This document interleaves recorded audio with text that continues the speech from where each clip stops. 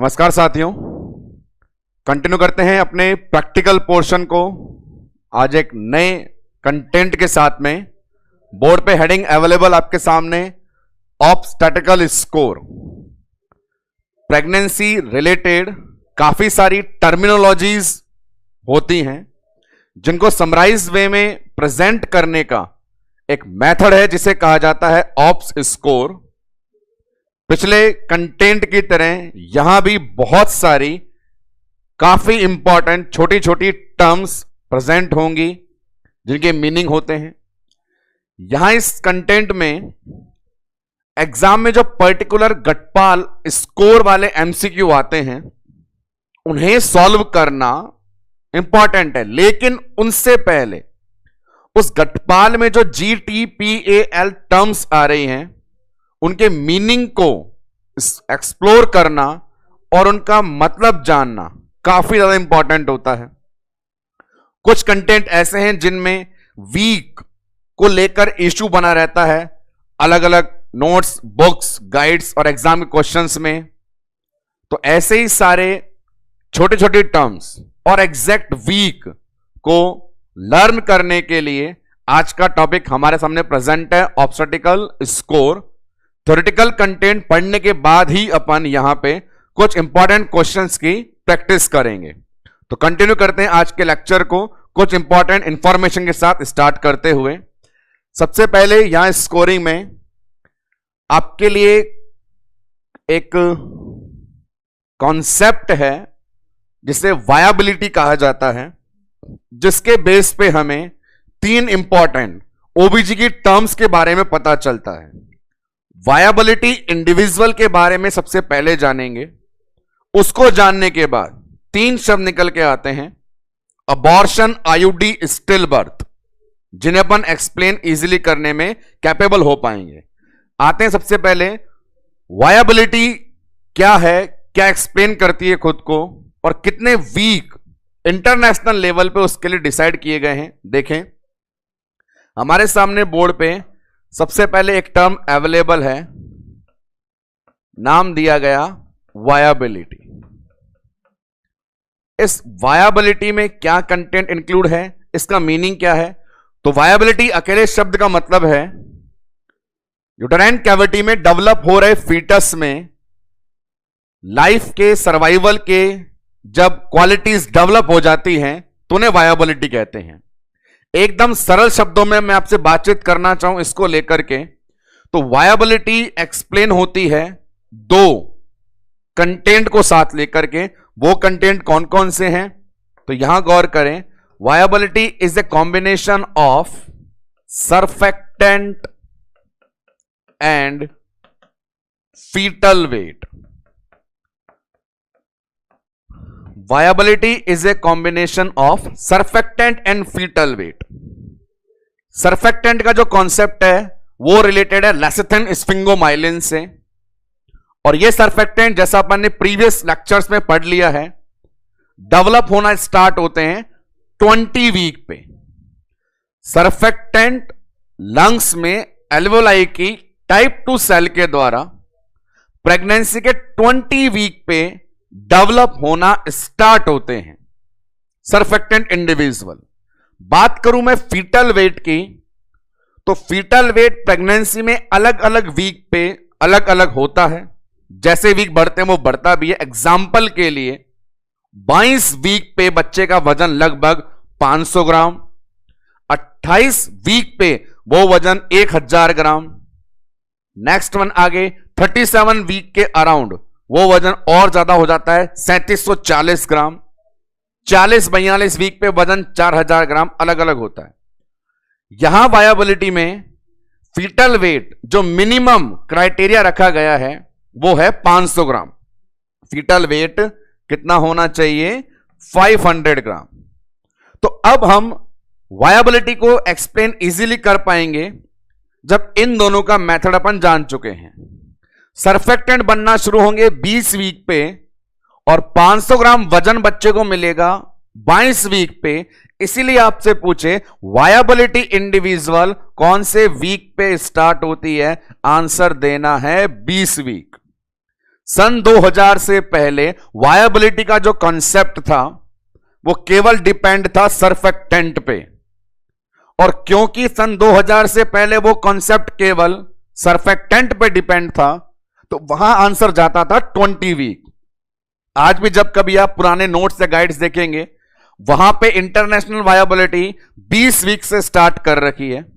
लेकिन हमें प्रेजेंट में जीना है और प्रेजेंट के कॉम्पिटिटिव एमसीक्यू सॉल्व करने हैं, तो वर्तमान में यह कॉन्सेप्ट चेंज हो चुका है, क्योंकि इसमें सर्फेक्टेंट के अलावा बच्चे के वजन को जोड़ लिया गया है, और क्योंकि बच्चे का वजन 500 ग्राम 22 वीक पे होता है, तो वायबिलिटी कॉन्सेप्ट चेंज हो चुका है, स्टार्ट होता है 22 वीक से।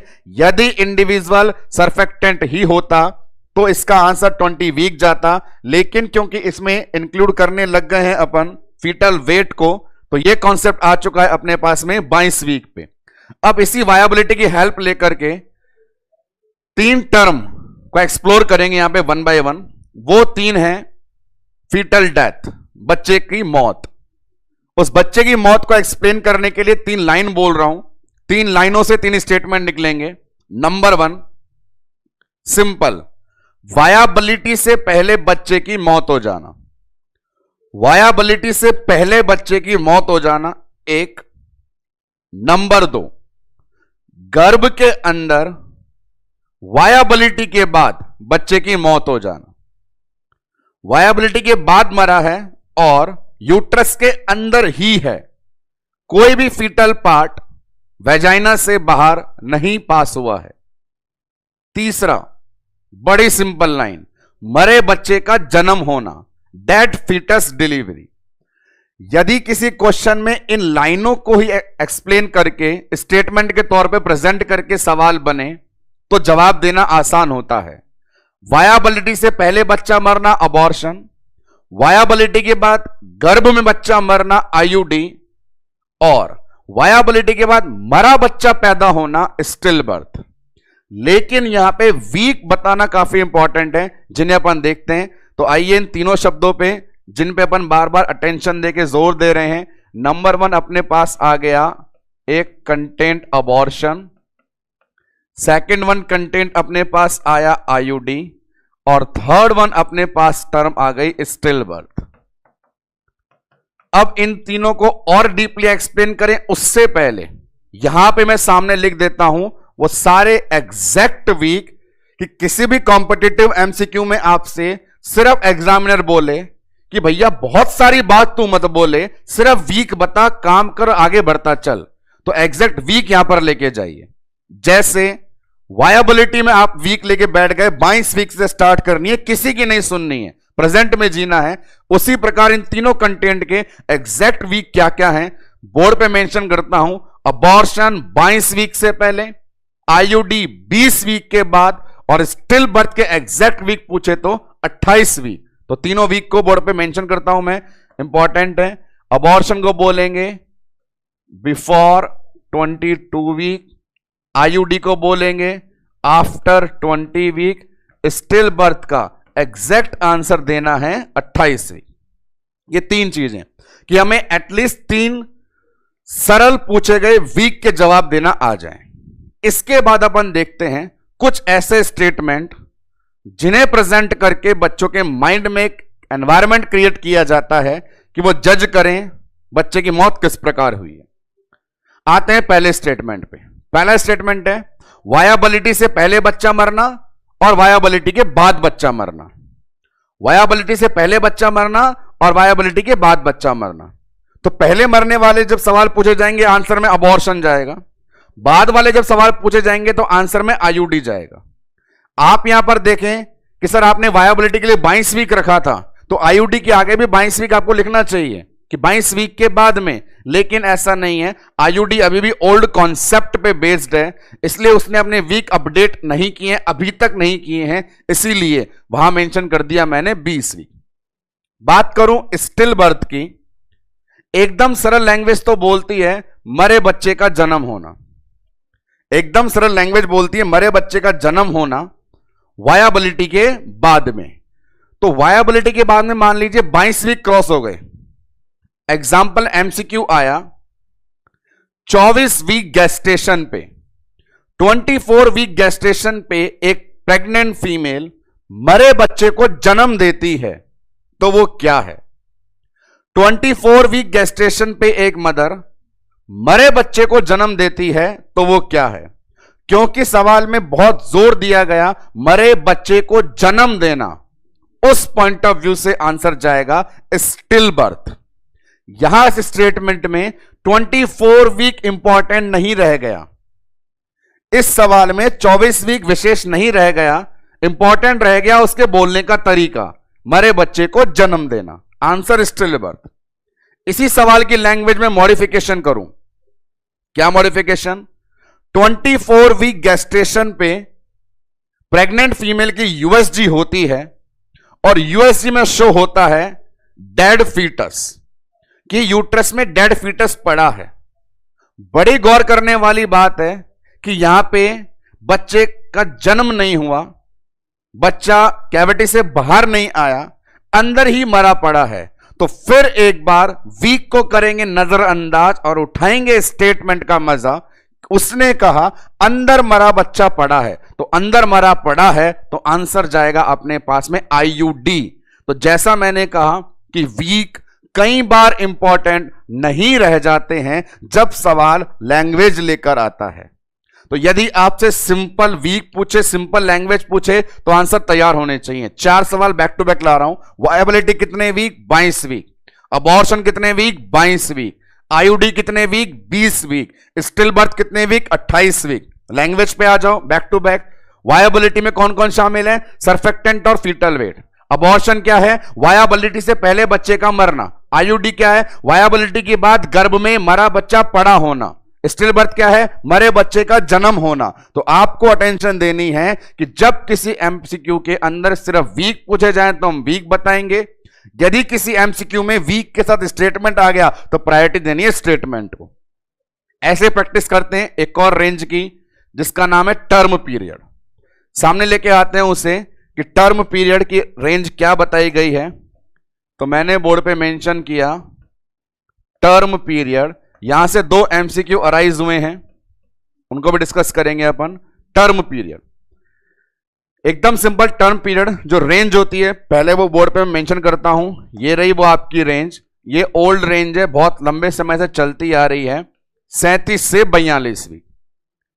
37 वीक से लेकर के 42 वीक के बीच में जिन बच्चों का जन्म होता है कहा जाता है टर्म बर्थ, या ये पूरी रेंज है टर्म पीरियड।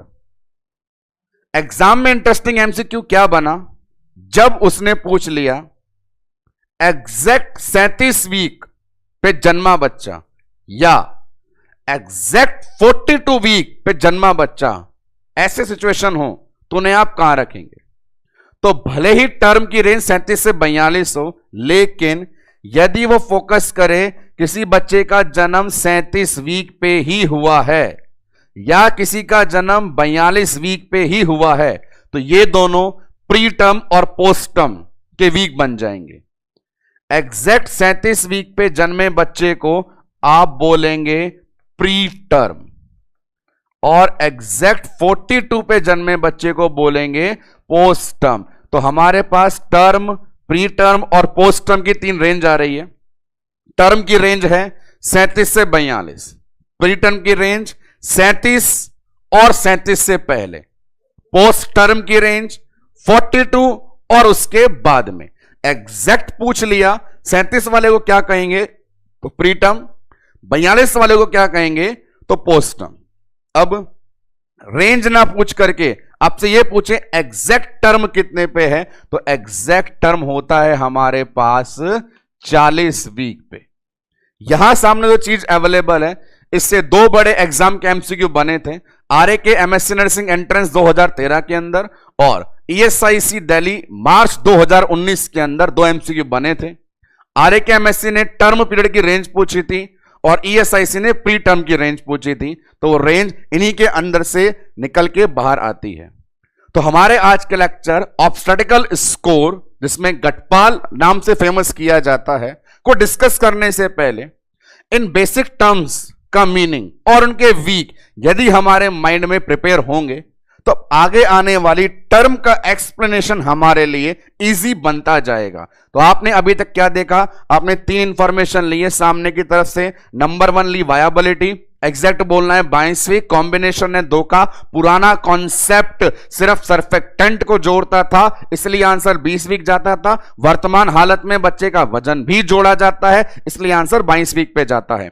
3 स्टेटमेंट 3 आंसर, एक लाइन में जवाब देने हो। अबॉर्शन के आगे 22 वीक, आईयूडी के आगे 20 वीक, स्टिल बर्थ के आगे 28 वीक, और लैंग्वेज आ जाए तो 3 लैंग्वेज है। वायबिलिटी से पहले मरना अबॉर्शन, वायबिलिटी के बाद गर्भ में मरा होना आईयूडी, और मरे बच्चे का जन्म होना स्टिल बर्थ। इसके अलावा पूछ लिया जाए, ये रेंज सामने है, टर्म की रेंज 37 से 42 से।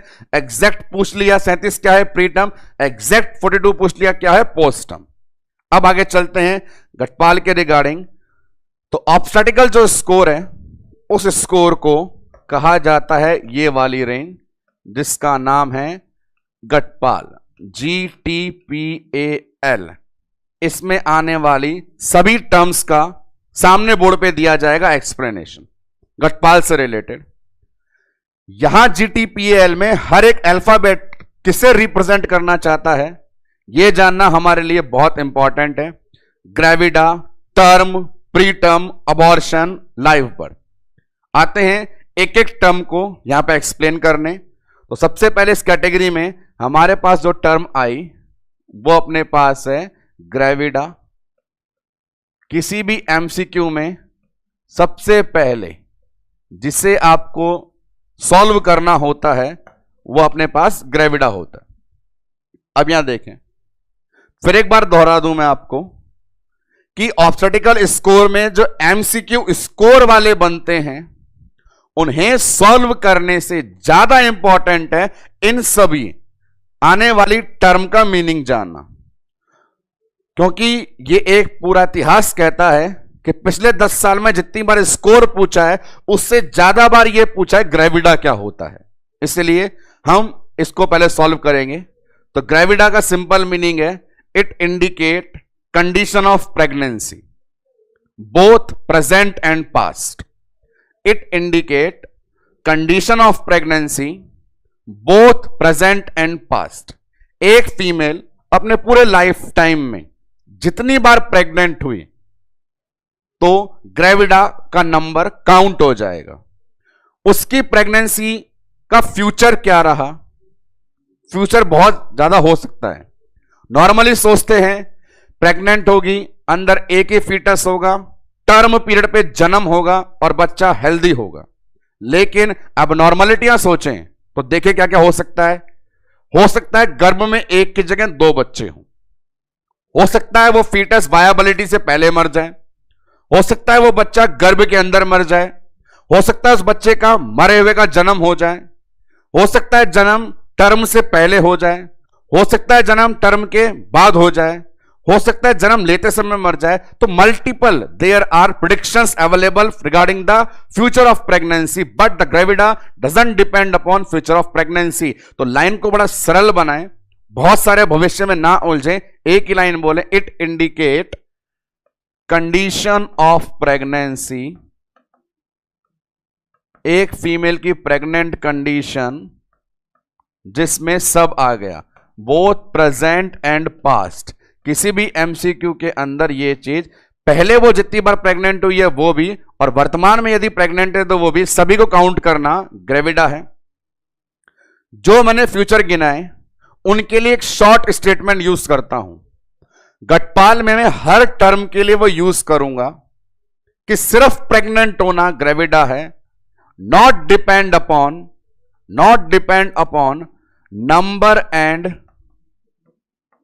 Status of children. इस पे निर्भर नहीं करेगा number and status of children. मतलब नंबर, गर्भ में यदि 1 बच्चा हो, 2 बच्चे हो, 3 बच्चे हो, 4 बच्चे हो, मतलब नहीं है, उससे हमें मतलब नहीं है, क्योंकि उन सबके लिए प्रेगनेंसी एक ही हुई है। स्टेटस का मतलब जिंदा है, मुर्दा है या जन्म लेके मर गया, उससे मतलब भी नहीं है।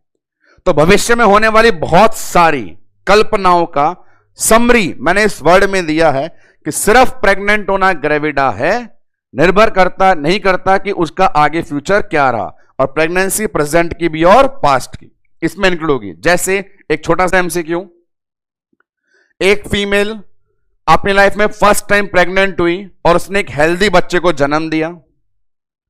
वो फीमेल सेकंड टाइम जब प्रेग्नेंट हुई तो ट्विंस बच्चे थे जो 20 वीक से पहले अबॉर्ट हो गए।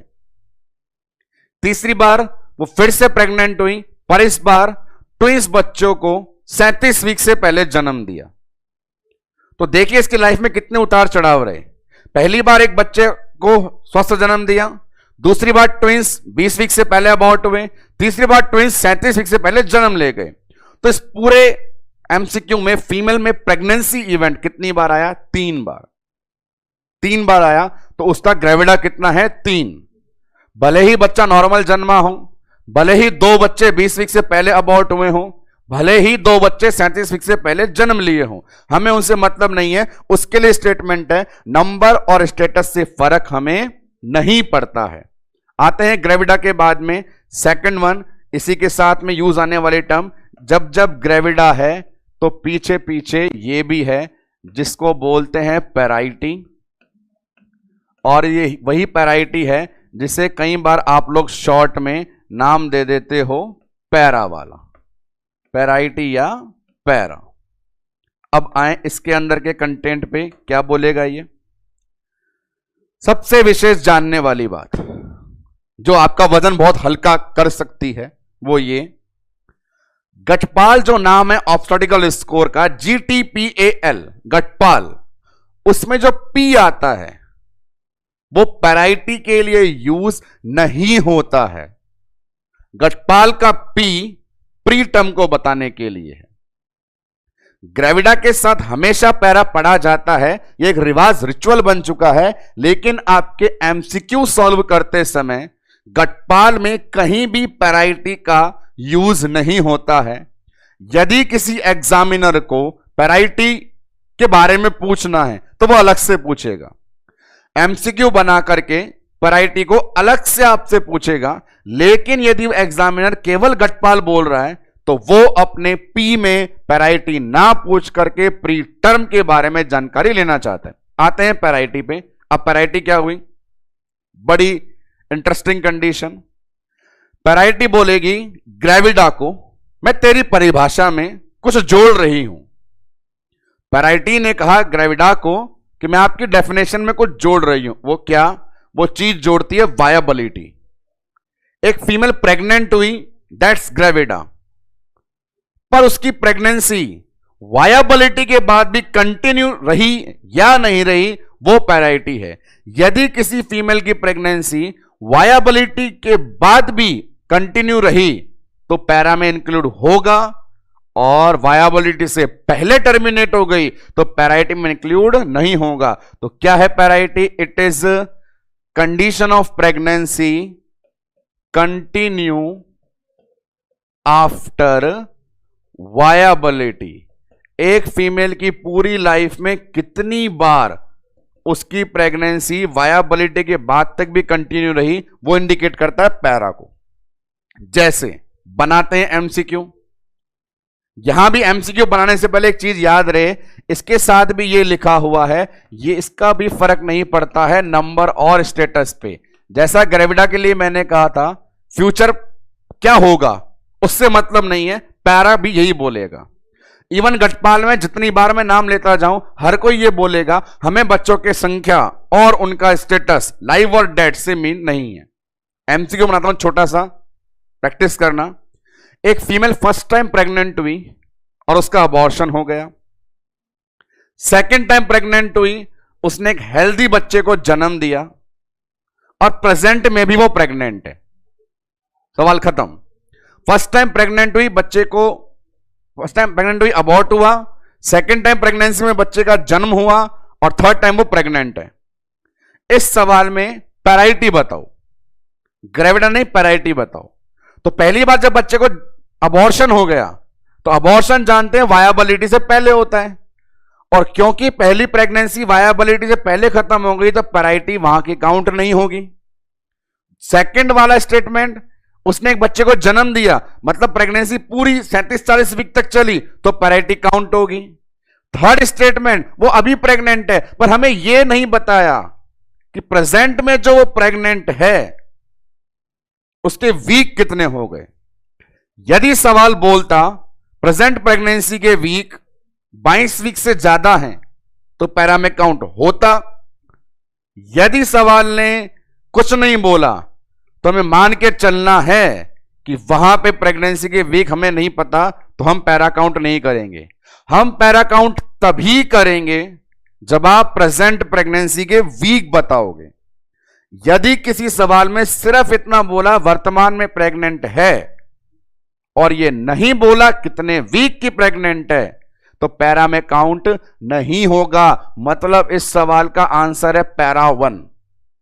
पैरा 1। ग्रेविडा है 3 बार प्रेग्नेंट हुई है, पर पैरा 1 क्योंकि पहली प्रेगनेंसी अबॉर्ट हो गई, पैरा 0। प्रेजेंट में प्रेगनेंसी है पर वीक नहीं पता, पैरा 0। एक बच्चे को जन्म दिया तो पैराइटी 1। तो इस प्रकार से एमसीक्यू सॉल्व करते समय अटेंशन देना है कि सिर्फ प्रेग्नेंट होना ग्रेविडा है और उस प्रेगनेंसी को वायबिलिटी के बाद भी कंटिन्यू रखना पैरा है। ग्रेविडा और पैरा से कंबाइंड होकर के टर्मिनोलॉजी आती है, उसे देखते हैं अपन। वो टर्म अपने पास बोर्ड पे कुछ पॉइंटों से लिखी जा रही है, देखें। नाम होता है एक NULLI नल्ली। एक कंडीशन होती है अपने पास प्राइमी। प्राइमी के बाद नंबर आता है मल्टी। मल्टी के बाद में एक और नाम आ गया ग्रांड मल्टी, दादी जी, और इसके बाद में एक नाम और आ गया एल्डरली। इन सभी के आगे आप यूज कर सकते हैं टर्म या तो ग्रेविडा या पैरा। सिर्फ इनका मीनिंग जाने और ग्रेविडा पैरा बता करके आंसर ले जाएं। क्या चीजें, वर्ड्स हैं, बहुत सिंपल सिंपल मीनिंग है। नल्ली का मतलब है not a single time. Not a single time, एक बार भी नहीं, तो मैंने ये लिख दिया, लीजिए, नॉट ए सिंगल टाइम। इस लाइन को टॉपिक के लिहाज से समझें तो एक पॉइंट ऑफ व्यू, और खुद के जीवन में समझें तो अलग पॉइंट ऑफ व्यू। वे खुद समझने लगते हैं तो दौर जवानी का ऐसा चल रहा है कि दिमाग कीड़ापंती की तरफ ज्यादा डाइवर्ट हो जाता है। आपसे कुछ पूछे, हाँ भी बता क्या, एक बार भी नहीं, और एक बार भी नहीं तो कॉन्फिडेंस वाली बात होती है, एक बार भी ये काम नहीं किया। नल्ली, नॉट अ सिंगल टाइम। अब अगला स्टेटमेंट कुछ शर्माने वाली अदा को बताने वाला है। प्राइमी, अच्छे अच्छों की हवा निकल जाती है जब वो इस शब्द का यूज लेते हैं। क्या लिखा मैंने, फर्स्ट टाइम। शर्मा क्या बोलता है, फर्स्ट टाइम, पहली बार है मेरा, उस प्रकार से। तो प्राइमी का मतलब है फर्स्ट टाइम। इसी प्रकार मल्टी में चलें, मल्टी का मतलब आप एक्सपीरियंस हो चुके हो, फर्स्ट टाइम तो नहीं है, तो मतलब एक से ज्यादा, more than one, more than one. और अब इस कंटेंट को टॉपिक के हिसाब से ही लेंगे अपन। एक बार भी नहीं, पहली बार, एक से ज्यादा बार। ग्रांड मल्टी में संख्या बढ़ानी है तो संख्या बढ़ के आ जाती है मोर देन 5। एल्डरली बुढ़ापे को बताता है, एज को बताता है, तो वहां पे लिमिट हो जाती है आफ्टर 30 ईयर। और अब करते हैं टेबल को एक्सप्लेन ग्रेविडा और पैरा के हिसाब से। सबसे पहले ग्रेविडा सेलेक्ट कर लीजिए। पहला बोला नल्ली ग्रेविडा, मतलब एक बार भी प्रेग्नेंट नहीं हुई। प्राइमी ग्रेविडा, पहली बार प्रेग्नेंट है। मल्टी ग्रेविडा, एक से ज्यादा बार प्रेग्नेंट हुई है। ग्रांड मल्टी ग्रेविडा, 5 से ज्यादा बार प्रेग्नेंट हुई है। एल्डरली ग्रेविडा, 30 साल के बाद प्रेग्नेंट हुई है। यहां पे क्या स्टेटमेंट लेता हूं, जवाब देना। यदि एक फीमेल नर्सिंग परीक्षाओं की तैयारी करते करते थकान में चली गई और विवाह के बंधन में नहीं बंधी और 32 साल की नौकरी लगने के बाद जब शादी हुई तो पहली बार प्रेग्नेंट हुई है। 32 साल की उम्र में शादी हुई, पहली बार प्रेग्नेंट हुई है, उसके लिए आप क्या यूज लेंगे? क्योंकि वो पहली बार प्रेग्नेंट हुई है तो नाम है उसका प्राइमी ग्रेविडा। पर उम्र देखिए 32 साल है तो उसका नाम है एल्डरली प्राइमी ग्रेविडा। ग्रेविडा के बाद पैरा पे ये अपन अप्लाई कर सकते हैं। फर्स्ट थिंग, एक बार भी प्रेगनेंसी वायबिलिटी को क्रॉस नहीं करी, नल्ली पैरा। पहली बार एक ऐसी प्रेगनेंसी है जो 22 वीक के आगे भी चल रही है, प्राइमी पैरा। पहली बार प्राइमी पैरा। आगे एक से ज्यादा बार ऐसी प्रेगनेंसियां थी जो 22 वीक के आगे तक चली थी, नाम क्या दे दिया अपन ने, मल्टीपैरा। 5 बार से ज्यादा उसकी प्रेगनेंसी वायबिलिटी को क्रॉस करी थी, नाम ग्रैंड मल्टीपैरा। ऐसे नाम दिए जाते हैं। सिंप्लीफाई मतलब बताऊं एक बार आपको फिर, तो पहले पैरा का सिंपल मतलब बताया जाता था बच्चे को जन्म देना।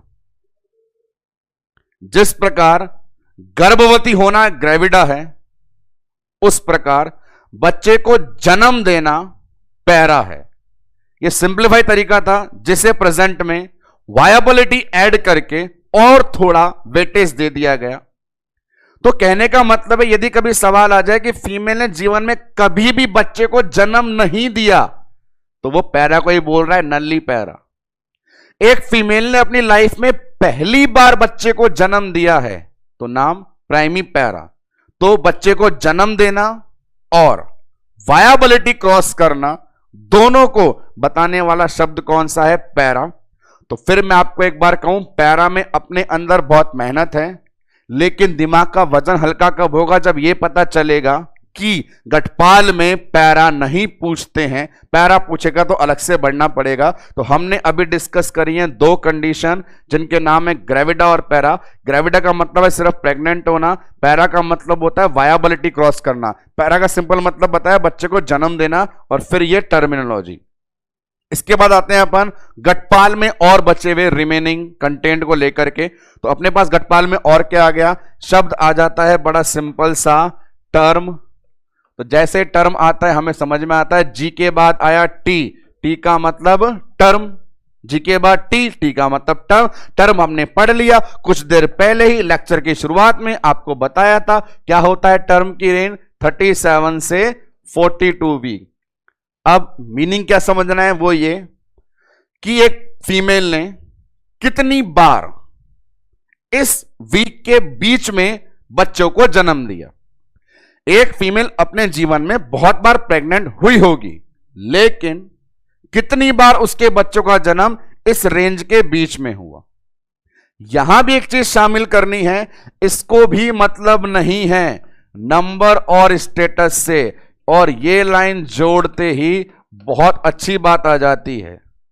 ये स्टेटमेंट मैंने ग्रेविडा में भी यूज किया, ये स्टेटमेंट मैंने पैरा में भी यूज किया, लेकिन जब यहां यूज करते हैं तो उसकी अपनी इंपॉर्टेंस ही बढ़ जाती है। जानिए कैसे, सुनना बड़े ध्यान से।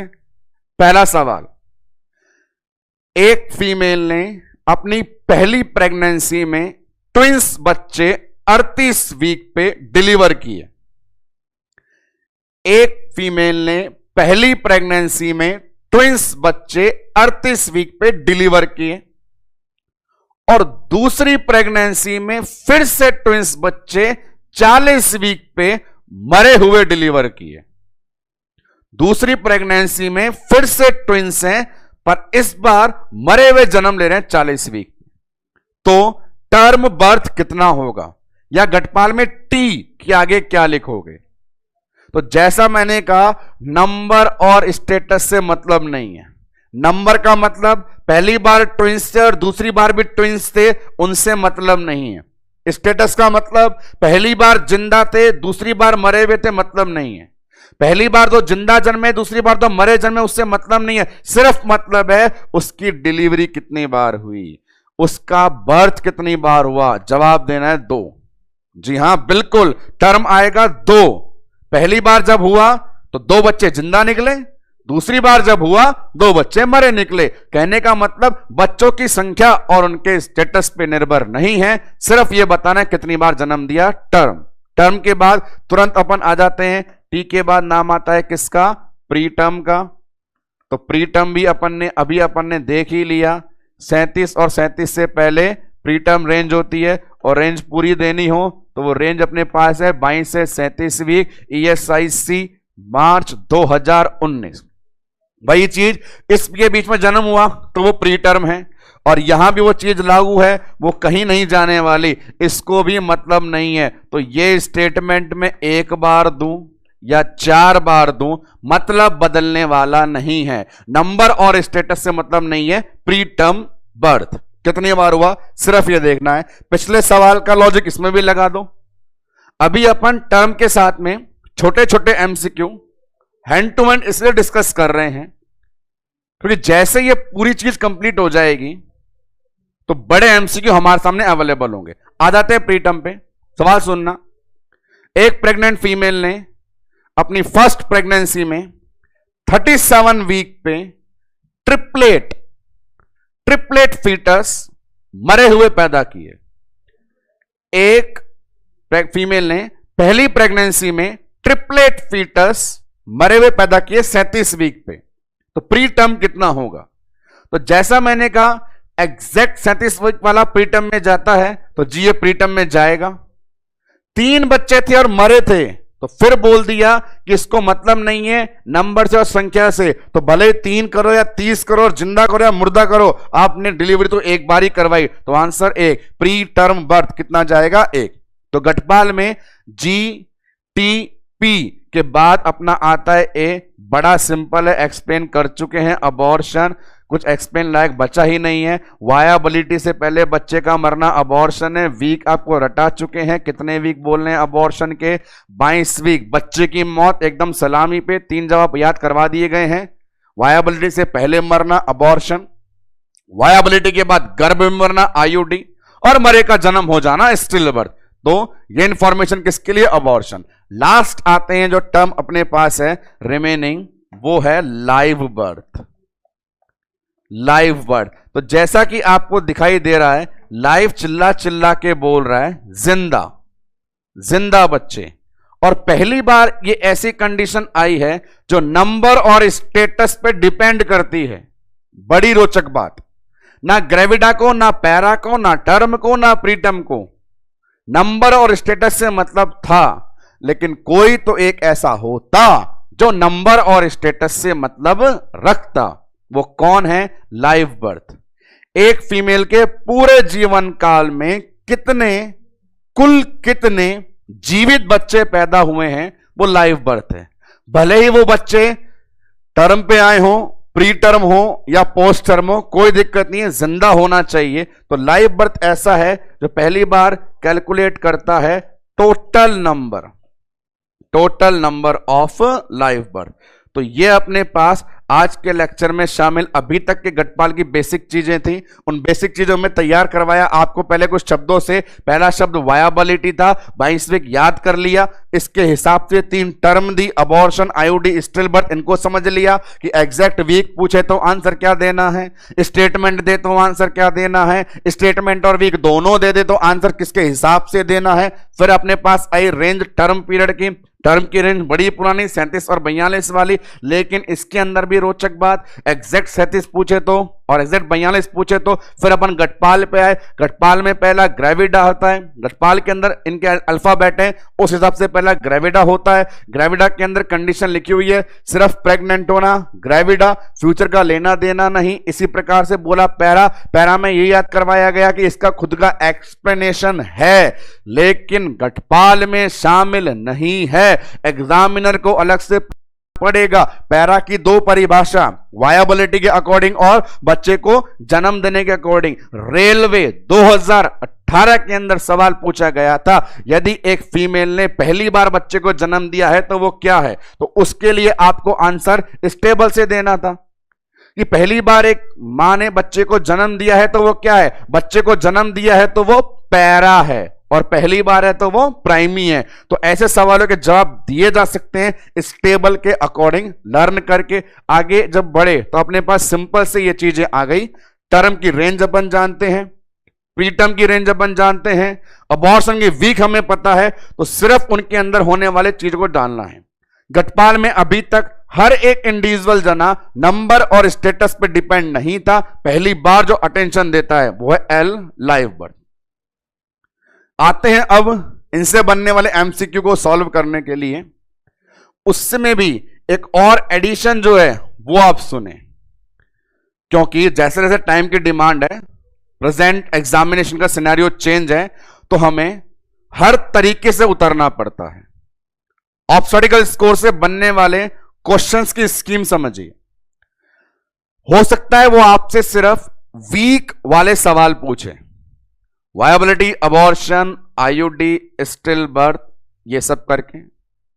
हो सकता है वो आपसे गटपाल में आने वाले अल्फाबेट का मीनिंग पूछे, what is gravida, what is para, ऐसा करके।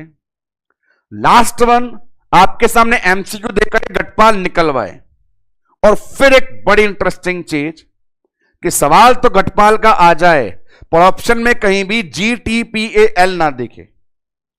सवाल तो गटपाल का आ जाए, ऑब्स्टेटिकल स्कोर का आ जाए, और ऑप्शन में कहीं GTPAL ना दिखे। क्या दिखे? तो जो दिख सकता है वो सामने बोर्ड पे। दो तरीके और हैं इन्हें प्रेजेंट करने के। एक तरीका है PA+B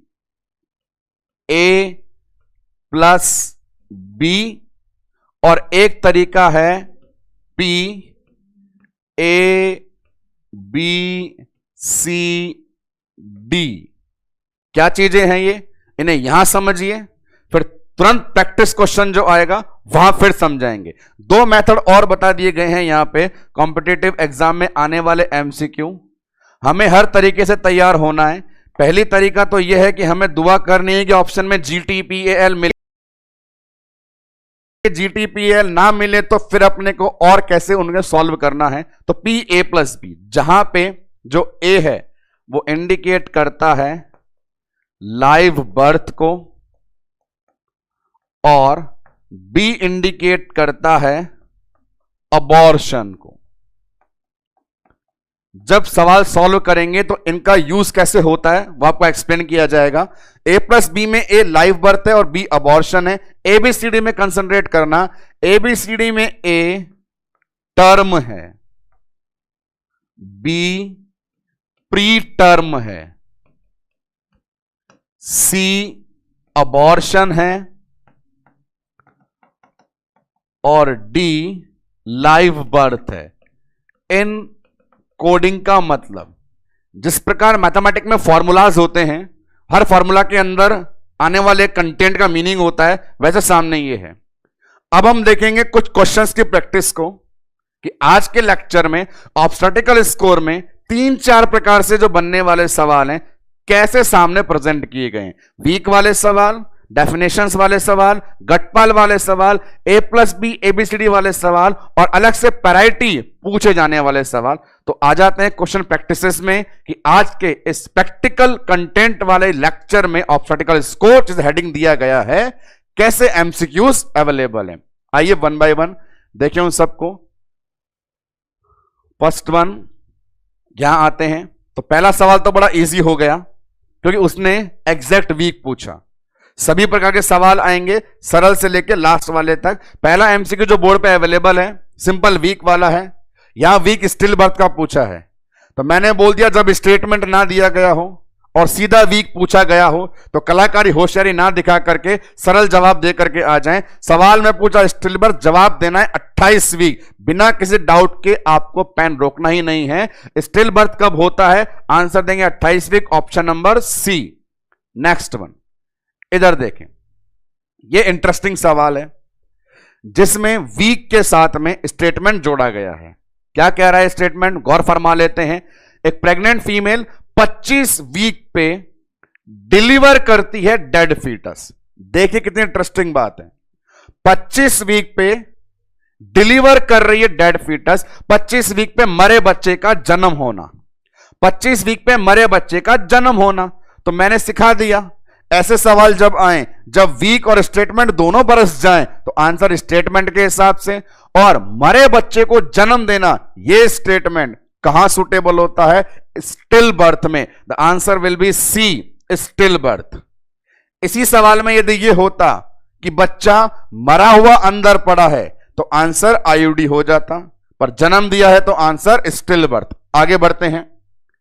नेक्स्ट वन, ये भी सिंपल आ गया। ये पूछ रहा है पोस्टम, कितने वीक के बाद से पोस्टम बोलना शुरू कर देते हैं। तो सिखा दिया मैंने 42 और 42 के बाद में। सवाल ने पूछा स्टार्ट कब कर दोगे, स्टार्ट कर देंगे 42 वीक से ही। तो आंसर अपने पास 42 वीक वाला जाएगा B, second option. Next one देखें तो यह सवाल अब आ गया गटपाल स्कोरिंग का। आइए स्कोर करना शुरू करते हैं। पहली खुशी की बात यह कि अपने पास सवाल में गटपाल ही ऑप्शन में है, ए बी ABCD नहीं है। सवाल निकालना सिंपल है। और गटपाल के अंदर भी ये पूरा नहीं पूछ रहा है, GTPL शॉर्ट ही पूछ रहा है। सवाल देखते हैं क्या है।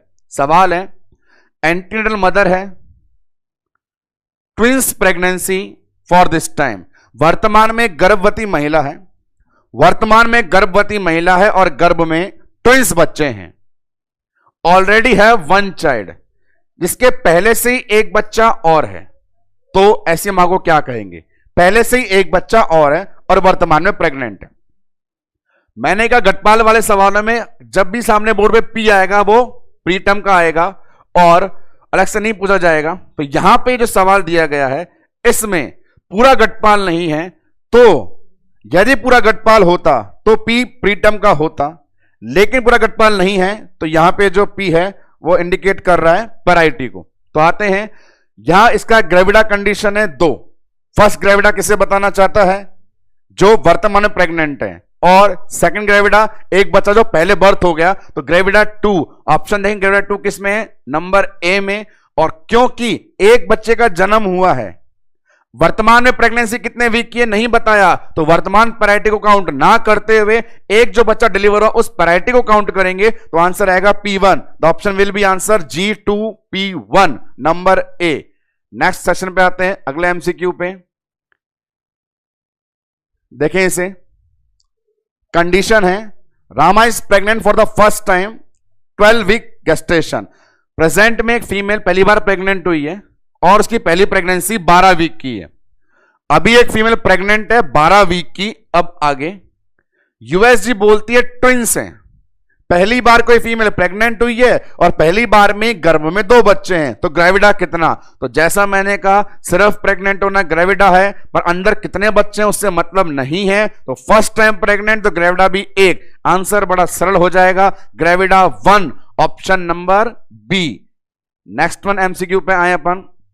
नल्ली पैरा किसे बोलते हैं? तो जैसा आपको बताया गया, नल्ली मतलब एक बार भी नहीं, और पैरा का मतलब 2 तरीके से, या तो बच्चे को जन्म नहीं दिया या वायबिलिटी एक बार भी क्रॉस नहीं करी। ऑप्शन देखते हैं सामने अपन। यहां कंडीशन नंबर 1 क्या बोल रहा है? एक ऐसी प्रेगनेंसी जो कभी भी वायबिलिटी को क्रॉस नहीं कर पाई, one who never complete the pregnancy beyond the viability. यही ठीक है। आगे देखें, one who never become pregnant, ये गलत है, ये ग्रेविडा होता। इधर आते फर्स्ट टाइम प्रेग्नेंट, ये प्राइमरी ग्रेविडा होता। इधर मल्टी ग्रेविडा होता। आंसर सिंपल सा है ए, जो बता रहा है एक फीमेल एक बार भी वायबिलिटी को क्रॉस नहीं कर पाई है। नेक्स्ट वन देखें, सिंपल सा, a female who has given but 1 viable child, एक जीवित बच्चे को जन्म दिया है, सिर्फ एक को, ओनली 1। तो आंसर क्या देंगे अपन? तो बच्चे को जन्म देना पैरा होता है और पहली बार है, तो आंसर प्राइमरी पैरा। तो यहां पर फोकस कर रहे हैं स्टेटमेंट वाले सवाल जो बड़े सरल तरीके से प्रेजेंट होकर के आ रहे हैं, सिखाए जो आपको मैंने ग्रेविडा पैरा की लैंग्वेज में। आसान है इनको सॉल्व करना। सवाल ने पूछा पहली बार बच्चे को जन्म देना, जवाब हमने दे दिया प्राइमरी पैरा। नेक्स्ट वन इधर देखें, ये अपने पास में रिपीट है क्वेश्चन। नेक्स्ट वन देखते हैं, ये सॉल्व करते हैं। पूरा गटपाल वाला सिस्टम सामने अवेलेबल आया है, सॉल्व करके देखते हैं। कंडीशन, एक फीमेल 29 ईयर ओल्ड 9 वीक की प्रेग्नेंट है। तो 9 वीक की प्रेग्नेंट अभी है, ग्रेविडा 1 काउंट हो गया। आगे देखते हैं, नो लिविंग चिल्ड्रन, कोई भी बच्चा जीवित नहीं है, तो आपका L 0 हो गया। ग्रेविडा 1 L 0 अभी तक हो गया। आगे 2 ईयर अगो, 2 साल पहले 2 मिसकैरेज हुए। 2 मिसकैरेज हुए, एक 10 वीक पे और एक 12 वीक पे, मतलब 2 प्रेगनेंसी और काउंट हो गई। प्रेगनेंसी हो गई 3। फर्स्ट प्रेगनेंसी प्रेजेंट में है, पिछली 2 प्रेगनेंसी 10 वीक पे टर्मिनेट हुई और 12 वीक पे, तो ग्रेविडा 3 बार हो गया। बच्चा जिंदा एक भी नहीं, लाइव बर्थ 0 हो गया। आपसे पूछ रहा है गटपाल क्या होगा? तो बड़ा सिंपल है, ग्रेविडा 3 बार है, एक बार ही बच्चा जन्म नहीं हुआ तो टर्म 0 है। प्री टर्म कोई सवाल में कहीं नहीं है, तो प्री टर्म भी 0 है। अबॉर्शन पूरे 2 बताए हैं, एक 10 वीक पे एक 12 वीक पे, और लाइव बर्थ एक भी नहीं है तो 0। तो सेलेक्ट करें ऐसे ऑप्शन को, वो कहां पर अवेलेबल है? तो ऐसा ऑप्शन अवेलेबल है हमारे पास नंबर ए में। बिल्कुल सही है, ग्रेविडा 3, टर्म एक भी नहीं, प्री टर्म एक भी नहीं, अबॉर्शन 2 और लाइव बर्थ 0। इसी सवाल में आपसे मैं पूछूं पैराइटी कितनी है? इसी सवाल में पूछो पैराइटी कितनी है, तो गौर फरमाना पैराइटी के लिए 24 वो वायबिलिटी क्रॉस होनी चाहिए। 2 बच्चे अबाउट हुए, वायबिलिटी से पहले पैरा 0। प्रेजेंट में प्रेगनेंसी 9 वीक की है, मतलब 22 वीक से कम की है, तो अभी भी पैरा कितना 0 ही शामिल होगा। तो ये अपने पास इस क्वेश्चन का सॉल्यूशन था। नेक्स्ट वन देखते हैं अगला क्वेश्चन क्या लेकर के आया है अपने पास। एक और प्रॉब्लम सॉल्विंग टेक्निक हमारे सामने अवेलेबल, देखें 30 ईयर ओल्ड फीमेल है, ठीक है, ये लीजिए 20 वीक की प्रेग्नेंट है और अंदर ट्विंस हैं, ट्विंस से फर्क नहीं पड़ेगा, 20 वीक की प्रेग्नेंट है, ग्रेविडा मान लिया। आगे 6 ईयर ओल्ड 6 साल पहले एक बच्चा है जो 40 वीक पे जन्मा है, उसके एक बच्चा है जो 40 वीक पे जन्मा है, मतलब ग्रेविडा अब बढ़ गया, 2 हो गया और लाइव बर्थ 1 अभी तक आ गया। पहला ग्रेविडा अभी मान लिया प्रेग्नेंट का, दूसरा ग्रेविडा 6 साल पहले वाला मान लिया, वहां पे अपन लाइव बर्थ भी 1 मान लेते हैं, बच्चे को जन्म दिया। अब आगे G2 और L1 हो गया, कोई मिसकैरेज नहीं है, कोई अबॉर्शन नहीं है, तो निकालो, बड़ा सिंपल। ग्रेविडा कितना 2, टर्म 1 बार, प्री टर्म बिल्कुल नहीं हुआ, अबॉर्शन बिल्कुल नहीं हुआ और लाइव बर्थ भी 1। देखें ऐसा ऑप्शन कौन सा है अपने पास अवेलेबल, तो G2 T1 P0 A0 L1 ये ऑप्शन है अपने पास नंबर 2 में। 2 बार प्रेग्नेंट, 1 बार सही समय बच्चे को जन्म, प्री टर्म कोई भी नहीं, अबॉर्शन कोई भी नहीं, और जो एक बच्चा था वो L1, option will be B. तो अपने पास आंसर यहां पे बी है। नेक्स्ट वन प्रैक्टिस करते हैं अगले क्वेश्चन की। एक और ले लीजिए, लैंग्वेज पढ़नी है, गटपाल हाथ में रखना है, सवाल इजीली सॉल्व हो जाएगा। अब देखते हैं यहां पे क्या बता रहा है, डाटा कलेक्शन चल रहा है, ये देख लीजिए। प्रेजेंट प्रेगनेंसी ट्विंस में, ग्रेविडा 1, ट्विंस से फर्क नहीं पड़ा, ग्रेविडा 1। आगे बढ़ो, हेल्दी 5 ईयर ओल्ड चाइल्ड, 5 साल का बच्चा है उसके, जो कब जन्मा था 37 वीक पे। अटेंशन दे देना फ्रेंड्स, यहां पे 37 वीक लिखा है, एग्जैक्ट 37 वीक लिखे, कहां काउंट होगा वो प्री टर्म के अंदर। आगे बढ़िए, 37 वीक आते ही इसके ग्रेविडा 2 हो गए और प्री टर्म 1 हो गया। अब आगे चलते हैं। Doesn't have any miscarriage abortion, कोई अबॉर्शन नहीं है, ठीक है, बढ़िया, काउंटिंग नहीं होगी, सिंपल गटपाल निकालिए। तो ग्रेविडा इसके पास 2, टर्म पता नहीं क्योंकि सही समय पे जन्मा नहीं, समय से पहले जन्मा, T0, प्री टर्म 1 37 का, A0, और जो जन्मा वो जिंदा है तो L1। आते हैं देखते हैं कहां है वो ऑप्शन, अपने पास सामने अवेलेबल है ये कंडीशन नंबर बी। 2 बार प्रेग्नेंट है, सही समय पे 1 बार भी काम नहीं हुआ, 37 वीक पे 1 काम हुआ, तो 1 अबॉर्शन कुछ नहीं है, और जो 37 वीक पे जन्मा था वो जिंदा है, L1। The answer will B option number 2। तो ये प्रैक्टिस एमसीक्यूज हैं आपके गटपाल के। इसी सवाल में पैराइटी फिर से मैं एक बार आपसे पूछूं तो पैराइटी क्या बोलेंगे, तो पैराइटी के लिए आंसर क्या देना है, पैराइटी के लिए आंसर देना है प्रेजेंट की जो प्रेगनेंसी है वो बताई नहीं कितने वीक की है, तो पैरा 0, और एक बच्चा जन्मा 37 वीक पे, 37 वीक वाले ने वायबिलिटी क्रॉस करी, मतलब पैरा 1। नेक्स्ट वन एमसीक्यू, एक और गटपाल का सवाल आपके सामने प्रेजेंट है, सॉल्व करते हैं। 20 ईयर ओल्ड फीमेल है, 8 वीक की प्रेग्नेंट है, ग्रेविडा 1, अब उसको मिसकैरेज हुआ है, अबॉर्शन कब हुआ 12 वीक पे, तो ग्रेविडा 2 अबॉर्शन 1। यहां तक के सवाल में ग्रेविडा 2 अबॉर्शन 1। अब आगे नो लिविंग चिल्ड्रन, L0 है, तो गटपाल क्या हुआ, G2 A1 L0, G2 A1 L0 कहां अवेलेबल है, वही आपका आंसर है, answer option will be A, G2 A1 L0। यहां पर मैं इसी एमसीक्यू में AB और ABCD शामिल करना चाहूं तो देखें AB क्या था, AB था लाइव बर्थ और अबॉर्शन, लाइव बर्थ और अबॉर्शन, तो यहां पे लाइव बर्थ 0 है तो P0 प्लस अबॉर्शन 1 है तो 1, P0 + 1 ऐसे प्रेजेंट कर सकते हैं। 0 का मतलब लाइव बर्थ 0, 1 का मतलब अबॉर्शन 1। इसी एमसीक्यू में ABCD करना चाहें तो ABCD में क्या होता था, term, pre term, abortion, live birth. तो दिए गए सवाल में टर्म 0 है तो टर्म 0, प्री टर्म 0 है तो प्री टर्म 0, लाइव बर्थ 0 है तो लाइव बर्थ, सॉरी अबॉर्शन 1 है तो अबॉर्शन 1 और लाइव बर्थ 0। तो ABCD सीक्वेंस में यदि क्वेश्चन का आंसर देना हो तो वहां आंसर है 0 0 1 0। तो ये सिर्फ आंसर को रिफ्लेक्ट करने और प्रेजेंट करने का मेथड है, या तो गटपाल की तरह करें या एबी करें या एबीसीडी करें, किसी भी तरीके का एमसीक्यू हो आप तो बस लगे रहें और उसको सल्टा डालें। तो ये सब अपने पास कुछ सीरीज थी। एक क्वेश्चन और ले लीजिए अपने पास, लास्ट वन क्वेश्चन इधर देखें। 20 ईयर और फीमेल है, यहां पे आ जाएं। 26 वीक की प्रेगनेंसी, चलिए भाई 26 वीक बोल दिया, ग्रेविडा 1, 26 वीक ग्रेविडा 1, आगे बढ़ते हैं। मिसकैरेज हुआ 10 वीक पे, 10 वीक पे अबॉर्शन हो गया, तो यहां तक ग्रेविडा 2 अबॉर्शन 1, ग्रेविडा 2 अबॉर्शन 1, आगे बढ़ते हैं। अब 3 ईयर ओल्ड चाइल्ड, बच्चा भी है एक, लाइव बर्थ एक, जो 39 पे हुआ, मतलब सही समय पे हुआ। अब गटपाल निकालो, तो ग्रेविडा काउंट करो, ग्रेविडा कितने हो गए। अभी प्रेग्नेंट है ग्रेविडा 1, एक अबॉर्शन, ग्रेविडा 2, एक बच्चा पैदा किया, ग्रेविडा 3, तो ग्रेविडा 3 है। उसके बाद टी टर्म पे आए, फिलहाल प्रेग्नेंट है, ये अबॉर्ट हुआ, टर्म पे 1 हुआ, तो T1, G3 T1 आए प्री टर्म पे। प्री टर्म दिए गए सवाल में कहीं भी नहीं है, क्योंकि ये 39 पे था और ये 10 वीक पे था, तो pre term 0, G3 T1 P0। आते हैं ए पे, तो ए वाली जो सीरीज है वो अपने पास अबॉर्शन लेकर के आ रही है 1 और लाइव बर्थ भी अपने पास अवेलेबल है 1। तो ऐसा ऑप्शन सेलेक्ट कीजिए जिस ऑप्शन के अंदर अपने पास ग्रेविडा 3 हो, टर्म 1 हो, प्री टर्म 0 हो, अबॉर्शन 1 हो और लाइव बर्थ भी 1 हो। तो ऐसा आंसर हमारे पास कहां पर अवेलेबल है, वो ऑप्शन G3 T1 यही अवेलेबल है, G3 T1 P0 A1 और L1। गटपाल के अकॉर्डिंग आंसर विल बी ए।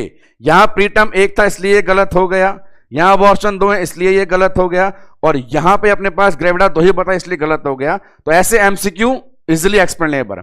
इसी सवाल में एक बार फिर आप लोग पी ए बी और एबीसीडी करना चाहें तो आंसर दें। ए बी क्या होता है, लाइव बर्थ प्लस अबॉर्शन, तो लाइव बर्थ कितने 1, तो पी 1 और अबॉर्शन 1, 1 1 ए प्लस बी। एबीसीडी करें तो टर्म कितना 1, प्री टर्म कितना 0, अबॉर्शन कितना 1 और लाइव बर्थ 1, 1 0 1 1। यह मेथड हुआ एबीसीडी तरीके से। तो आज का कंप्लीट लेक्चर ऑब्स्टेटिकल स्कोर वाला जो था, फिर एक बार दोहरान कर दूं, 4-5 तरीके से सवाल अराइज होते हैं।